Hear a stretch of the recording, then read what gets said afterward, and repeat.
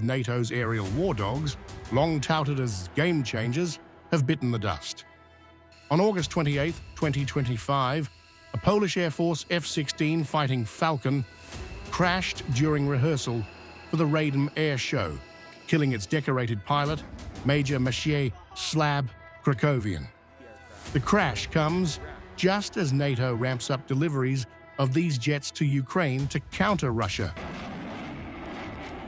The F-16, a fourth-generation multi-role fighter, first flew in 1974 and entered service in 1978, a design now nearly 50 years old.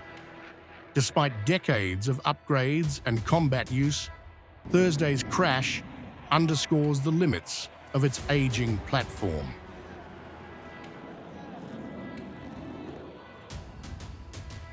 But it isn't just the old warhorse in trouble.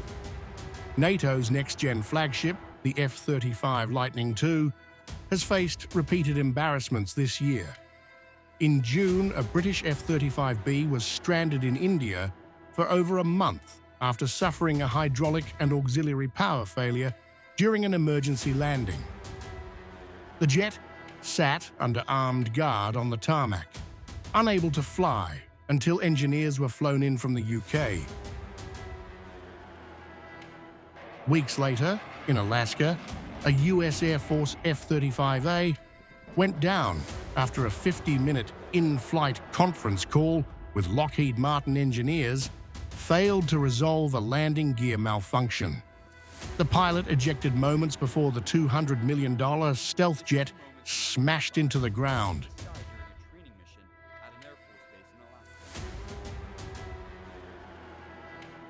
Crew decision-making, including those on the in-flight conference call, all contributed to the crash.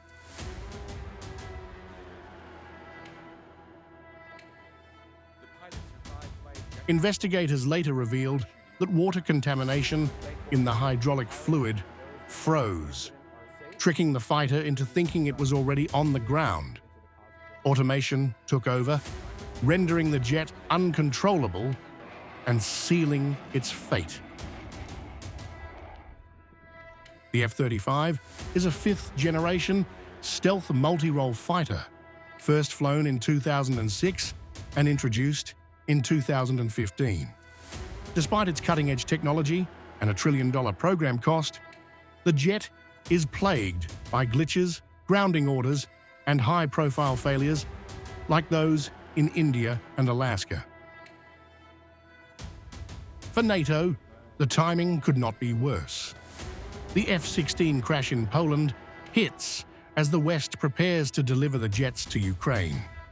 Meanwhile, the F-35, aggressively promoted by Trump for exports to NATO allies and beyond, is under fresh scrutiny after a string of malfunctions.